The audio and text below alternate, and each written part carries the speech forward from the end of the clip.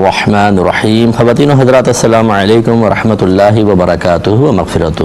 Programme احکام شریعت اور فقہ حنفی سے متعلقہ مسائل کے ساتھ ایک دفعہ پھر آپ کی خدمت میں حاضر ہیں. کچھ آفر کویسچنز ہیں. ایک بچہ یہ کہتا ہے کہ میری ممی نے ناپاک کپڑے دھوئے اور صابن اور بالٹی کو پاک نہ کیا، یعنی ناپاک کپڑے ایک جگہ دھو کے اور پھر میں نے دیکھا کہ صابن بالٹی کو پاک نہیں کیا، تب سے اسی جگہ کپڑے دھوئے جا رہے ہیں. میں نے جان بوجھ کر اس جگہ کو پاک نہیں کیا کیونکہ ممی کو سمجھاؤں تو وہ سننے کو تیار نہیں اور وہ پاک بھی نہیں کرنے دیتی. اب میں کیا کروں؟ تو جتنی ممیاں ہمیں سن رہی ہیں، ہماری سسٹرز، میں آپ سب سے گزارش کرتا ہوں کہ اگر بچہ نیکی کی طرف مائل ہے، تقوی کی طرف، دین کی طرف آ رہا ہے، تو براہ مہربانی اس سے الرجک نہ ہو جائیں، اس سے پریشان نہ ہو سکتا ہے کہ وہ اوور ریئیکٹ کر رہا ہو، زیادہ وہ دیندار بننے کی کوشش کر رہا ہو اور اس سے آپ کو تھوڑا سا پریشانی ہوتی ہو، لیکن پیار محبت سے اس کو سمجھائیں. کوئی قریب ایسی شخصیت ہے جو اس کو حد اعتدال میں لا سکے تو وہ کریں. آپ کا بچہ اگر دین کی طرف آ رہا ہے، آپ کا نقصان کوئی نہیں ہے، آخرت میں آپ کو انعام ملے گا. اور اگر آپ بچوں کو دین کی طرف آنے سے روک دیں گے اور پھر بچے کو گناہ کی طرف جائیں گے اور آگے چل کر کسی ایسی خرابی میں مبتلا ہوں گے کہ ان کے جوان یا طاقتور ہونے کے بعد پھر آپ ان کو روکنے پر بھی قدرت حاصل نہیں کر سکتے، تو وہ آپ کے لیے بہت بڑا گناہ جاریہ ہوں گے. اگر بچہ یہ کہہ رہا ہے کہ آپ کپڑے شرعی لحاظ سے پاک کریں تو اس کو پاک کرنے میں کوئی بڑا پرابلم نہیں ہے. پہلی بات تو یہ کہ گھر کے ہر فرد کو پتہ ہونا چاہیے کہ کپڑے پاک کرنے کا طریقہ کیا ہے. اپنے اپنے کپڑے پاک کر کے پھر وہ دھونے کے لیے دیں، پھر چاہے ایک ہی واشنگ مشین میں ڈال دیے جائیں، یا واشنگ مشین نہیں ہے جیسے اس نے بالٹی اور ٹب کا کہا، شاید ایسے ہی وہ دھوتے ہوں گے، تو بہرحال پاک کر کے. اور اگر پاک نہیں ہے تو پھر بڑی احتیاط کے ساتھ ان کپڑوں کے اوپر اتنا پانی بہایا جائے، جیسے آپ نے پہلے ڈال لیا، گیلا کر لیا، صابن وغیرہ لگایا، اس کے بعد اتنا پانی بہائیں کہ آپ کو یقین ہو جائے کہ تمام نجاست اس کے ساتھ مل کر بہے، جو ہے تھوڑا مشکل. بہتر یہ طریقہ ہوتا ہے کہ پہلے پاک کر کے ڈالیں. لیکن یہ جو بچے نے، اگر ہمیں سن رہے ہیں تو آپ نے بھی ایک تھوڑا سا شدت اختیار کی کہ منع کیا، نہیں باز آئیں، تو پھر آپ نے کہا کہ اب میں کچھ نہیں کروں گا، ناپاک کپڑے دھلتے رہیں. ایسی بات نہیں ہوتی. اگر والدہ نے نہیں کیا تھا، آپ کر لیتے. کپڑے دھونے کے بعد ان کو بالٹی سسٹم سے ایک دفعہ سب کو نکال لیتے تو وہ پاک ہو جاتے. اس کا طریقہ ہوتا ہے جیسے اب بہنوں نے کپڑے بھگوئے، پھر صابن وغیرہ لگایا، پھر وہ مارتی ہیں ڈنڈے شنڈے، اور اس کے بعد پھر وہ پانی کو نکال دیا ٹب سے. یہ ابھی تک ناپاک رہیں گے، پاک نہیں ہوں گے. تفصیلی سے میں بتا رہا ہوں، ٹائم زیادہ لگے گا. اب آپ ایک بالٹی نلکے کے نیچے رکھیں، دو کپڑے اس میں ڈالیں. جب جھاگ صابن سب نکال دیا، اب 2 کپڑے ڈالیں اور بالٹی کو اوپر تک بھر دیں. کپڑے کا کوئی حصہ سطح آب سے، پانی کی سطح سے باہر نہ ہو. ہلکے سے ہاتھ سے دبائیں، تھوڑا سا پانی بہے، بس رک جائیں، نلکا بند کریں. یہ پاک ہیں، کپڑے بھی پاک، پانی بھی پاک. انہیں نکال دیں. اسی پانی میں مزید 2 جوڑے ڈال دیں. پھر وہ اتنی تو بالٹی بھری ہوگی، آدھی سے زیادہ، پھر اس کو کھول دیں نلکے کو، پھر تھوڑا سا بہہ جائے. اس طرح کر کے تمام کپڑے ایک دفعہ بہتے پانی سے نکال لیں. اس کو بالٹی سسٹم سے پاک کرنا کہتے ہیں. تو لیکن اس میں یہ ضرور ہے کہ جب تک آپ اس ٹب وغیرہ میں دھوئیں گی، یا جیسے بچہ کہہ رہا ہے آپ نے خود بھی بیٹھ کے دھو رہی ہیں، تو آپ کے پر جو ناپاک چھٹے آئیں گی، آپ بھی ناپاک، آپ کے کپڑے ناپاک، اور اگر قریب اور کوئی چیزیں رکھی ہوئی ہیں جس پہ وہ چھینٹیں پڑیں گی، وہ سب ناپاک ہو جائیں گی. ہاں، دیواروں کا اور زمین کا حکم یہ ہوتا ہے کہ سورج کی گرمی سے، دھوپ سے، ہوا سے اگر ان پر سے نجاست کا اثر ختم ہو جائے تو ان کو مزید پاک کرنے کی حاجت نہیں ہوتی، خود بخود پاک ہو جاتی ہیں. لیکن کوئی بالٹیاں پڑی ہیں، کوئی لکڑی کی چیز پڑی ہوئی ہے، اس پہ چھینٹیں جائیں گی تو وہ ایسے پاک نہیں ہوں گی. غرض ہے کہ بہت خطرناک معاملہ ہے پاکی ناپاکی کا. میری گزارش ہے کہ اس پہ توجہ کریں. انشاءاللہ عنقریب میری کتاب آنے والی، کتاب الطہارات، یہ بیسٹ بک ہے. اس کو ضرور پڑھیے گا اور گھر میں اس کو نافذ العمل بنائیں تاکہ آپ پاکیزہ اور صاف ستھرے رہیں اور اللہ کی رحمت آپ کی طرف متوجہ ہو. یہ کہتے ہیں اگر کوئی باتھ روم میں چلا گیا اور نہا کے پتہ چلا باتھ روم میں تو کپڑے لے کر نہیں گیا، تو کیا اب ضرورتاً بات چیت کر سکتے ہیں، یعنی کپڑے منگا سکتے ہیں؟ دیکھیں، جب ستر کھول دیا جائے تو ایسی صورت میں بلا ضرورت باتیں کرنا منع ہوتا ہے، کیونکہ نبی کریم صلی اللہ علیہ وسلم نے فرمایا کہ اگر کوئی 2 شخص قضاء حاجت کر رہے ہوں، ستر کھلا ہو اور اس وقت آپس میں باتیں کریں تو اللہ تعالیٰ ان پر غضب فرماتا ہے. اب یہ قضاء حاجت کا لفظ بیان فرمایا، لیکن اصل کیا ہے؟ ستر کا کھلا ہونا. تو پھر ستر کا کھلا ہو کے آدمی باتیں کرے تو اللہ تعالیٰ کا غضب نازل ہوتا ہے. لیکن جب سخت ضرورت ہو تو پھر کر سکتے ہیں. اب یہ جو آپ نے مسئلہ بیان کیا، یہاں پہ ضرورت متحقق ہو نہیں رہی ہے. اگر آپ کپڑے لے کے نہیں گئے تو تولیہ ہوگی، تولیہ کو مقام ستر پہ باندھ کے آپ بات کر کے منگوا سکتے ہیں کپڑے. اب چلیں فرض کر لیتے ہیں آپ کپڑے بھی لے جانا بھول گئے، تولیہ بھی نہیں ہے. اب آپ ویسے ہیں، اب آئیں گے باہر تو نظر پڑے گی کسی کی، اب یہ ضرورت متحقق ہے کہ آپ کے پاس آلٹرنیٹ کوئی چیز نہیں ہے، صرف کلام ہی رہ گیا ہے، تو پھر آپ بالکل کلام کر سکتے ہیں بقدر ضرورت، اور اس پر اللہ کی بارگاہ میں توبہ بھی کر لیں اور آئندہ احتیاط کریں۔ یہ کہتے ہیں کہ ایک بچی کہتی ہے کہ والدہ مجھے بہت زیادہ ٹارچر کرتی رہتی ہیں مختلف چیزوں پہ، آخر ایک دفعہ میں بہت سا غصے میں آ گئی اور میں نے کہہ دیا کہ میں اسلام کو چھوڑ دوں گی اور اب میں اسلام میں نہیں رہوں گی۔ ایک اور مذہب کا ذکر کیا، میں نے اس کا لفظ نہیں بیان کیا۔ بہرحال بچی نے یہ اعتراف کیا کہ میں نے مذہب اسلام کو چھوڑ کر کسی اور مذہب کو اختیار کرنے کا پختہ ارادہ ظاہر کیا، اب میری واپسی کیسے ہو سکتی ہے؟ لیکن پہلی بات تو یہ کہ اپنے غصوں کو قابو میں کرنے کی کوشش کریں۔ ایک صحابی نبی کریم صلی اللہ علیہ وسلم کے پاس آئے، عرض کیا رسول اللہ مجھے کوئی نصیحت فرمائیے۔ آپ نے ارشاد فرمایا تم غضب نہ کیا کرو، یعنی غصے کا اظہار نہ کیا کرو۔ عرض کی اور کیا؟ فرمایا یہی غصے کا اظہار نہ کیا کرو، غصے کا 3 دفعہ ہی سرکار نے تلقین فرمائی۔ اب یہ ایسا ہوتا ہے کہ جب سرکار اللہ تعالیٰ کی عطا سے الہاماً یا ویسے آپ جانتے ہیں کسی کے افعال کو دیکھ کر کہ یہ اس میں کوئی خرابی ہے تو جب نصیحت فرماتے تھے اسی کو فوکس کیا کرتے تھے۔ اب یہ نہیں ہے کہ غصے کا کوئی ہم سب کی نصیحتیں کریں، بلکہ اس شخص کے لیے خاص یہ بہت ضروری چیز تھی۔ لیکن اس سے ایک بات پتہ چلی کہ نبی کریم صلی اللہ علیہ وسلم نے حالت غضب میں آنے سے منع کیا۔ کیوں منع کیا؟ اس لیے کہ اس میں انسان ہوش و حواس پہ نہیں رہتا، اس کی عقل کا استعمال کم ہو جاتا ہے اور وہ غصے میں غلطیاں کر بیٹھتا ہے جیسے بچے نے کی۔ اس لیے میں بہنوں سے گزارش کرتا ہوں آپ اپنے غصوں کو خاص طور پہ برداشت کریں تاکہ آپ کے بچے آپ کو دیکھ کر وہ بھی غصیلے نہ بنیں۔ ایسے ہی جو گھر کے سرپرست ہیں، شوہر حضرات، والد جو ہیں، انہیں بھی چاہیے کہ بچوں کے سامنے بار بار اظہار غضب نہ کریں، ورنہ وہ ان کا بلڈ بھی سرکولیٹ کرے گا تیزی کے ساتھ، وہ اس حالت کو دیکھ کر آپ سے تو خوفزدہ ہوں گے، لیکن جب انہیں کبھی موقع ملے گا اظہار غضب کا تو وہ آپ کے نقشہ ذہن میں ہے، فوراً تیزی سے ان کا خون جوش مارے گا اور وہی تک کام کریں گے۔ اور خاص طور میں گزارش کرتا ہوں بہنوں سے کہ بچیوں کو آپ ان کو یہ جو غضب کی کیفیات ہیں کوشش کریں اگر آپ کو نظر بھی آئیں اس کا فوراً تدارک کرنے کی کوشش کریں، ورنہ میں نے دیکھا ہے جو بچیاں اپنا غصہ برداشت نہیں کرتی ان کے بہت ہی کم گھر بستے ہیں، شوہر سے لڑیں گی جا کر، ساس سے کچھ دن تو وہ برداشت کرتی ہیں لیکن پھر وہ بہرحال عادت غالب آتی ہے اور پھر اس کا گھر میں کوئی ٹھکانہ نہیں ہوتا اور پھر غلطیاں بھی ہوتی ہیں، منہ سے الفاظ نکلتے ہیں۔ ان حالتوں کو سنبھال کے مختصر سی زندگی جس کو جنت بنانا چاہیے بظاہر یعنی مجازی جنت، ہم اسے ایک جہنم بنا لیتے ہیں اور پوری زندگی لڑائی جھگڑے فتنہ فساد میں نکل جاتی ہے۔ تو بہرحال اب یہ تو ایک میں نے تلقین عرض کی، اس بچی نے غصے میں مذہب کو چھوڑنے کا ارادے کا اظہار کیا تو انسان دار اسلام سے خارج ہو گیا، کیونکہ رضا بالکفری کفرن، رضا پر کفر پہ راضی ہونا کفری ہوتا ہے۔ اس میں واپسی کا طریقہ یہ ہے کہ نادم ہو کے شرمندہ ہو کے اللہ تبارک و تعالیٰ کی بارگاہ میں توبہ کریں اور پھر کلمہ پاک پڑھیں اور آئندہ کے لیے احتیاط کریں۔ کلمہ پاک پڑھ لیں گے آپ دوبارہ اسلام میں داخل ہو جائیں گی، نیکسٹ ٹائم احتیاط کیجیے۔ کالر ہمارے ساتھ ہیں، السلام علیکم۔ کیا حال ہے مفتی صاحب؟ اللہ کا بڑا کرم، ماشاءاللہ۔ جلدی سوال پر آئیے گا، سوال پہ جلدی، شاباش۔ یہ ہے کہ ایک شوہر اپنی بیوی کو، آپ کی آواز مجھے بہت ہلکی آ رہی ہے، تھوڑا سا لاؤڈلی بولیں گے آپ؟ جی اب آواز آ رہی ہے صحیح؟ جی بولیے بولیے۔ اب میں یہ پوچھ رہا تھا کہ ایک شوہر اپنی بیوی کو کئی سالوں سے اس نے چھوڑا ہوا ہے اور اس کے 6 بچے بھی ہیں، بالغ ہیں سارے، اور وہ سارا خرچہ جو ہے نا بیوی خود اٹھاتی ہیں اور وہ بڑی مشکل ہوتی ہے، ان کے بچے پڑھ بھی رہے ہیں اور اب تو مطلب کچھ بچیوں کی شادیوں ٹھیک ہے، اب آپ کیا پوچھنا چاہ رہے ہیں؟ ٹھیک ہے بہت پریشان ہیں ان کے۔ جی آپ سوال کریں، سوال کیا ہے آپ کے بغیر کون کرے گا؟ تو دوسرا چلیں بہرحال آپ پہلے سوچ لے کریں، جو بھی کویسچن کریں پہلے سوچیں کہ ہمیں کیا کہنا ہے اور سوال کیا ہے۔ اب آپ نے سچویشن بتا دی، سوال مجھے نہیں پتہ چلا۔ ایک اور کالر ہے، السلام علیکم۔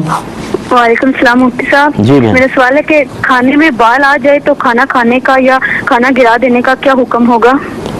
اور نماز جمعہ سے پہلے 3 مرتبہ سورہ قدر پڑھنے سے تمام نمازیوں کے برابر ثواب ملتا ہے، اس روایت کے بارے میں تصدیق فرما دیں کہ یہ صحیح ہے؟ اور راہ سلوک میں منزل پانے کے بعد اگر سالک بھٹک گیا تو دوبارہ وہ مقام کیسے حاصل ہوگا؟ اور ایک ایک شخص نے کہا کہ میں تم سے مزدوری تو کرواؤں گا مگر اس کی اجرت نہیں دوں گا. مزدور نے کہا کہ مجھے خوشی ہوئی کہ تم نے یہ پہلے ہی بتا دیا کہ میں تمہیں اجرت نہیں دوں گا, تو اس کا کیا حکم ہوگا؟ اس میں کیا بات ہوگی؟ چلو میں بتاتا ہوں انشاءاللہ. یہ لے لیتے ہیں سوالات. ایک تو یہ بھائی کا مجھے سمجھ ہی نہیں آیا کیا کہنا چاہ رہے تھے. دوسرا یہ بہن نے فرمایا اگر کھانے میں بال گر جائے تو کیا حکم شرع ہے؟ دیکھیں بال کوئی ناپاک چیز کوئی ہوتی ہے, پاک ہوتا ہے, ٹھیک ہے. اگر سے ٹوٹ بھی جائے سر سے تو بھی پھر بھی پاک ہوتا ہے. اگر یہ کھانے میں گر جائے تو یقیناً طبیعت کراہت محسوس کرتی ہے, لیکن اس کو پھینک نہیں سکتے آپ. بس بال نکالیں, اس کو علیحدہ کر دیں. کھانے کو نہیں پھینک سکتے کیونکہ یہ نعمت کو ضائع کرنا ہے. اور فرض کر لیں اگر آپ کا دل نہیں مان رہا بالکل تو آپ کسی غریب کو دے سکتے ہیں, اس میں کوئی حرج نہیں ہے.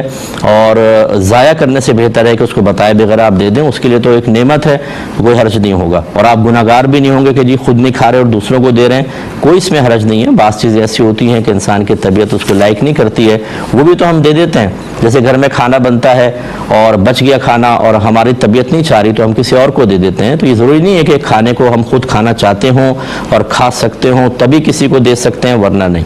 تو آپ اس کو صدقہ کر دیں.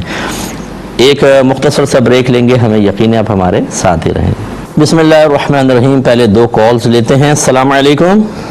وعلیکم السلام. مفتی صاحب کیسے ہیں آپ؟ اللہ کا بڑا کرم. جی میرا سوال یہ ہے کہ میرے 2 کزنس کی آپس میں شادی ہوئی, دونوں نے لو میرج کی تھی, پھر ان کی ڈیورس ہو گئی کچھ عرصے بعد. پھر ان کی ایک بیٹی پیدا ہوئی تو لڑکی نے کہا کہ میں نے یہ نہیں سنا تھا کہ اس نے مجھے طلاق دی ہے, لیکن لڑکے نے کہا کہ میں نے 3 طلاقیں دی تھی. پھر وہ دونوں ساتھ رہنے لگ گئے.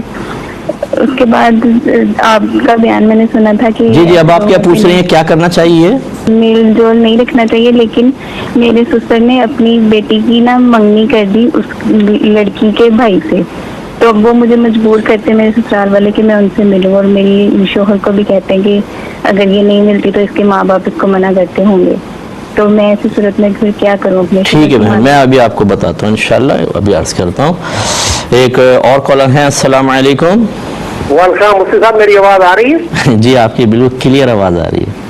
مفتی صاحب میں نے پچھلی دفعہ بھی سوال پوچھا تھا کہ ہم دیہات میں رہتے ہیں اور گائے بھینسیں رکھتے ہیں, ان کے جو بچے ہوتے ہیں, یعنی سال میں نے ایک گائے کا بچڑی رکھی ہوئی ہے, وہ اگر میں کسی آدمی کو دے دوں, ابھی وہ 30,000 کی ہے, میں نے وپاری سے ریٹ لگوایا, اس نے 30,000 لگایا ہے. وہ جو دوسرا آدمی رکھے گا کیا وہ میں 30,000 رکھ سکتا ہوں کہ جب ہم آپس میں بانٹیں گے تو میں 30,000 اس سے نکال دوں گا؟ یہ شرعاً جائز ہے یا ناجائز ہے؟ مطلب آپ اس کو کس نیت سے بچیاں دے رہے ہیں؟ یعنی وہ آدمی ہے, وہ رکھے گا, وہ کہتا ہے کہ میں اس کو آگے پال کے پھر بڑی کر کے اس کو آگے وقت کریں گے. مطلب وہ آپ کو پال کر واپس کر دے گا یا آپ نے اس کو بیچ دیا 30,000 میں؟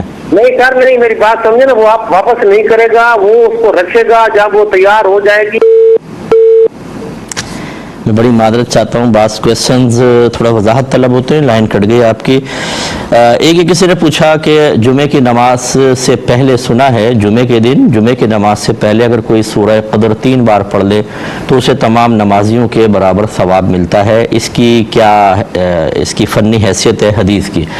دیکھیں ایسی کوئی حدیث میری نظر سے تو نہیں گزری. 3 مرتبہ سورہ قدر پڑھنے کو باعث ثواب تو کہا ہے, لیکن بعض اوقات ثواب جو ہوتے ہیں وہ مبالغہ آرائی کے ساتھ اور اپنے پاس سے بیان کر دیے جاتے ہیں.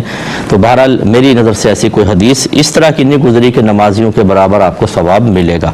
اب آپ پڑھنا چاہیں آپ کی مرضی ہے, کوشش کریں کہ وہ وظائف پڑھیں جو میرے آقا صلی اللہ علیہ وسلم سے صحیح حدیثوں میں منقول ہیں. اس کے لیے میری کتاب قرب الہی لے لیں, اس میں بہت سارے وظائف ڈالے ہیں. میرے خیال میں دنیا کی کوئی پرابلم ایسی نہیں ہے جو ان وظائف سے حل ہوتی نظر نہ آئے.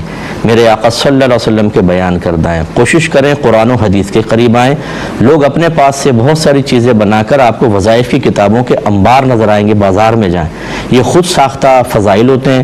ایک چیز کوئی بھی لے لی آیت, اپنے ذہن میں سوچا یہ ڈینگی کے لیے استعمال ہو جائے گی, کہا جی ڈینگی کا علاج. تمہیں کیا پتا کہ ڈینگی کا علاج اس سے ہوتا ہے؟ آپ یہ کہہ سکتے ہیں بھئی یہ آیت شفا ہے, ہو سکتا ہے کہ ڈینگی کا علاج اس سے ہو جائے, آپ اس کو استعمال کر لیں. یس جیسے الحمد شریف ہے شفا کے لیے استعمال ہوتی ہے, سورہ شفا بھی اس کو کہتے ہیں. چلیں آپ نے پانی پر دم کر کے پلایا اس امید کے ساتھ کہ اللہ تعالیٰ ڈینگی سے نجات دے دے گا, یہ ٹھیک ہے. لیکن اگر آپ یوں کہیں گے کہ میرے پاس ایک وظیفہ ہے جو ڈینگی کا علاج ہے, یہ آپ گویا کہ خود یہ بتا رہے ہیں کہ ڈینگی کا علاج کے لیے یہ صورت مخصوص کی گئی ہے, اور یہ تو پھر اللہ اللہ تعالیٰ اس کے رسول بتا سکتے ہیں، آپ کیسے بتا سکتے ہیں؟ ہمارے یہاں یہ مبالغہ آرائی اور یہ حد اعتدال سے ہٹ کر چلنے کی جو عادت ہے، اس نے لوگوں کو قرآن و حدیث سے دور کر دیا۔ اب جتنے وظائف آپ کو ملیں گے وہ خود ساختہ ہے، تقریباً خود ساختہ ہوتے ہیں، اور اگر قرآن حدیث کی آیت بھی لکھی ہے تو اس کی فضیلت خود ساختہ ہوتی ہے اپنے پاس سے بنائی ہوئی، اور ہم اس میں مشغول ہو کر نہ قرآن پڑھتے ہیں اور نہ حدیث کی طرف آتے ہیں۔ اس لیے ہمارا مشورہ ہے کہ قرآن و حدیث کے قریب آئیے۔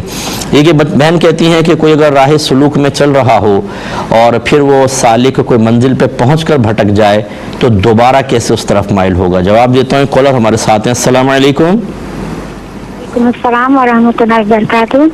جی بولیے۔ جی میرا پہلا سوال یہ ہے کہ جب ہم قرآن مجید کی تلاوت بہن آپ کی کرتے آواز ہیں مجھے تو سمجھ میں نہیں آ رہی، اصل میں ڈسٹورشن بہت زیادہ ہے اس میں لائن میں جو ہے نا، ذرا لاؤڈلی بولیے، اونچا تھوڑا سا بولیے گا۔ جی جب ہم قرآن مجید کی تلاوت کرتے ہیں تو کوئی ہم سے بات کرتا ہے، کوئی سوال پوچھتا ہے، تو کیا ہم اس کا جواب دے سکتے ہیں؟ اور دوسرا سوال میرا یہ ہے کہ کہتے ہیں کہ سر اثر کے بعد نا جھاڑو لگانا صحیح نہیں ہے، تو کیا یہ صحیح ہے؟ اور میرا تیسرا سوال یہ ہے کہ جیسے خواتین ہیئر کٹنگ کراتی ہیں تو کیا یہ جائز ہے اسلام میں؟ اور جی میرا اور یہ ہے کہ کہتے ہیں کہ اثر کی نماز کے بعد نوافل ادا نہیں کرنے چاہیے، تو کیا یہ بھی صحیح ہے؟ اس کے بارے میں کچھ بتائیں آخری سر۔ کوشچن دوبارہ کہیے گا۔ کہتے ہیں اثر کی نماز کے بعد نوافل ادا نہیں کرنے چاہیے سر، غروب آفتاب کا وقت ہوتا ہے نا، اس لیے، تو کیا یہ صحیح ہے؟ ٹھیک ہے میں بتاتا ہوں۔ اور لاسٹ کوشچن کال اور لے لیتے ہیں۔ السلام علیکم۔ السلام علیکم۔ وعلیکم السلام۔ جی بھائی۔ جی میرا سوال کمپلیٹ نہیں ہوا ہے مفتی صاحب۔ اچھا جی بتائیے بتائیے۔ جی تو سوال یہ ہے کہ اب بچے کا اسکول میں داخلہ ہونا ہے، اچھا ابھی تو کیا آگے دوبارہ کہیے۔ ان کے والد؟ ہاں ٹھیک ہے، یعنی لے پالک بچہ کیا کہہ رہے ہیں کچھ؟ نہیں میرا خود کا بچہ ہے۔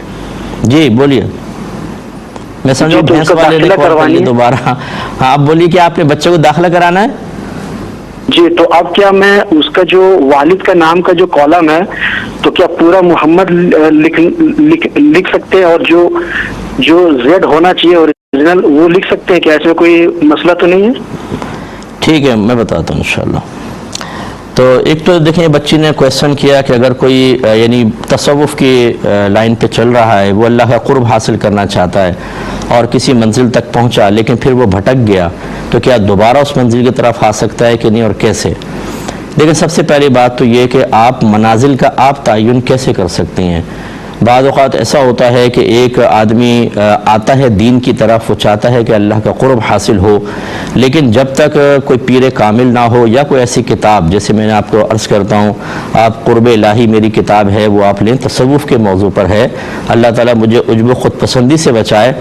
آپ پہلے یہ کتاب پڑھ لیں، اس کے بعد تصوف کی کوئی بھی کتاب پڑھ لیجئے گا، پھر آپ خود فیصلہ کر لیجئے گا کہ سب سے زیادہ جامع چیز کس کے اندر لکھی ہوئی ہے۔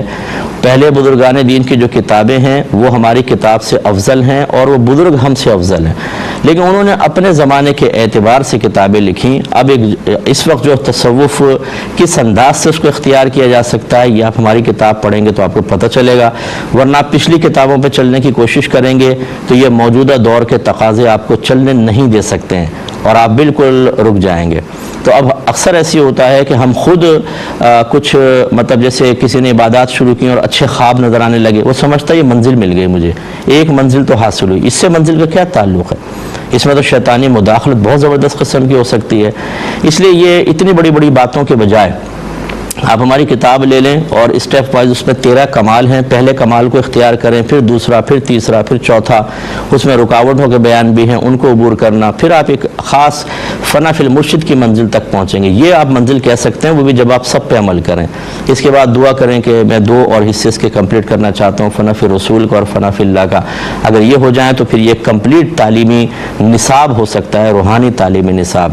تو اس لیے میری گزارش یہ ہے کہ ابھی آپ نے چونکہ ایک مبہم سی بات طریقے ہی ہے. اگر فرض کر لیں کوئی نعمت حاصل ہو گئی تھی، اسے منزل ایک تو نہ کہیں. مثلا پہلے کوئی نمازیں پڑھنا شروع ہو گیا، آسان ہو گئیں، ذکر الہی کی مجلس میں بیٹھنے لگا، اب وہ چیزیں اچانک ختم ہو گئی، بے نمازی پن بھی آ گیا، برے دوستوں کی صحبت. تو اس کا اب طریقہ یہی ہے کہ دوبارہ ہمت کر کے اس طرف آئیں، ایک اچھی کتابیں پڑھیں، ایک اچھا ماحول اختیار کریں، اچھی صحبت اختیار کریں. اللہ تعالیٰ دوبارہ اچھی چیزوں پر استقامت عطا فرما دے گا. لیکن ہمارے ہاں ہوتا یہ ہے کہ ہم فضائل، اعمال، عبادات ان کی طرف آتے ہیں اور منہیات کو چھوڑ دیتے ہیں. یعنی گناہ اور کون سی چیزیں ہماری استقامت کو تباہ کرنے والی ہیں، ان چیزوں کی طرف توجہ ہی نہیں ہوتی ہے. تو اس سے خرابی پیدا ہوتی ہے، اور دوبارہ جو سالک ہوتا ہے، جو راہ سلوک طے کرنے والا ہوتا ہے، وہ آگے نہیں بڑھ پاتا، پیچھے آ جاتا ہے. اس لیے یہ بہتر ہے کہ آپ دو کام کریں، اچھی کتاب اور اچھی صحبت. آپ ہمارے بیان سن لیں. اور میری یوٹیوب پر ARY کے اندر ہی میں نے پوری تفسیر ریکارڈ کرائی تھی تدبر قرآن کے نام سے، یہ یوٹیوب پہ ڈالی ہوئی ہے. اس کا ایپیسوڈ 1 سے آپ اسٹارٹ کریں. اس میں جہاں کہیں آیات میں کوئی اخلاقی چیز ہے، کوئی روحانی تربیت کے بارے میں کلام کرنا ہے، وہ میں نے کرنے کی کوشش کی ہے. اس کو سنیں، ہماری کتاب پڑھیں، اور اس کے علاوہ اچھی صحبت یعنی اچھے لوگوں کے ساتھ رہنے کی کوشش کریں. اللہ تعالیٰ بڑی برکت عطا فرمائے گا. یہ کہتے ہیں کہ کسی شخص نے کسی مزدور سے کہا کہ میں تم سے کام تو کرواؤں گا لیکن تمہیں اجرت نہیں دوں گا.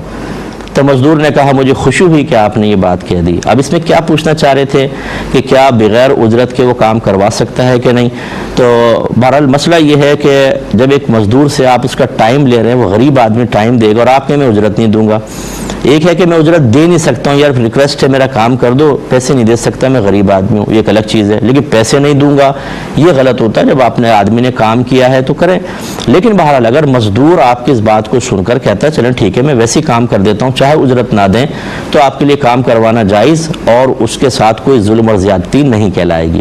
لیکن کام کروانے کے بعد اگر آپ یہ کہیں کہ اب میں اجرت نہیں دوں گا تو یہ حرام اور گناہ کبیرہ ہے.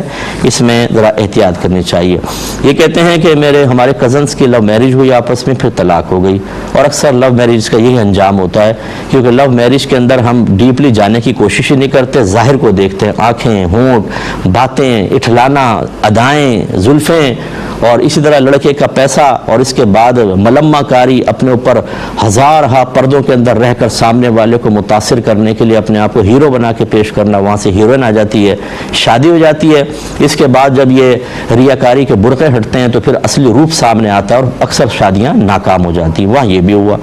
اب ان کی بیٹی بھی پیدا ہو گئی، لیکن وہ لڑکی کو 3 طلاق لڑکے نے دی، وہ اقرار کر رہا ہے. لڑکی کہتی میں نے تو سنی نہیں، اس لیے وہ ساتھ رہ رہی ہیں.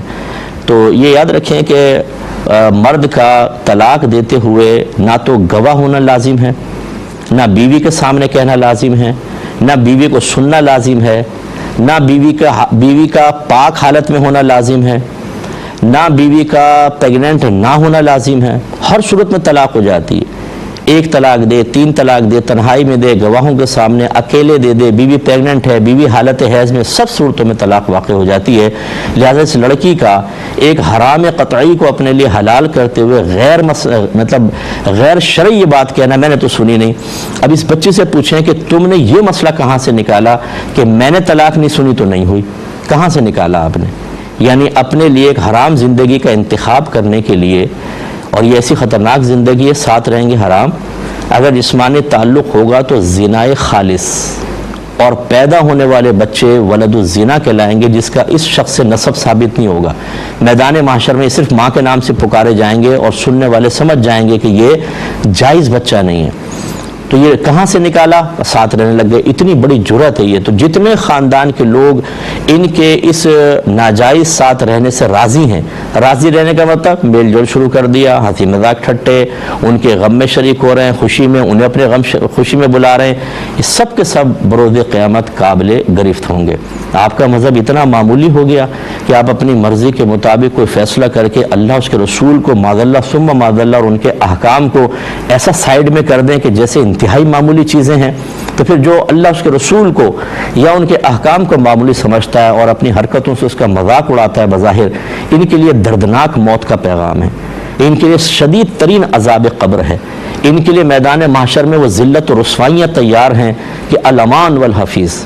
اور پھر اگر اللہ ناراض ہوا، جہنم کا وہ داخلہ اور جہنم کے شدید ترین عذاب تیار ہیں جس کا تصور بھی نہیں کر سکتے.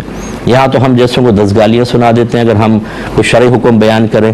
خاندان میں کوئی کہنا چاہے کہ بھئی ایسا نہ کریں، ان کے پیچھے لگ جاتے ہیں. لیکن یہ آپ کا اکڑ، یہ آپ کا تکبر، یہ آپ کا غرور، یہاں پر اپنے آپ کو ہر قسم کی گرفت سے آزاد محسوس کرنا بہت جلد ختم ہو جائے گا اور آخرت کی بربادی کا سامان ہوگا.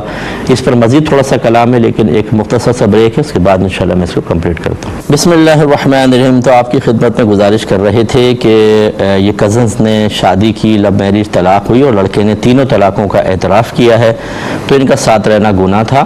اب چونکہ نہ تو ہمارے مطلب کوئی قاضی وغیرہ ہیں، شرعی احکام لاگو ہوتے ہیں اس ملک میں نہیں ہیں، اور نہ کوئی ایسی صورتحال ہے کہ سختی یا گرفت کی جائے، اور عام لوگوں کو یہ اختیار نہیں ہوتا کہ قانون کو اپنے ہاتھ میں لیں، تو اس کا بس آخری حل یہی فقہا نے پیش کیا کہ آپ سوشل بائیکاٹ کریں.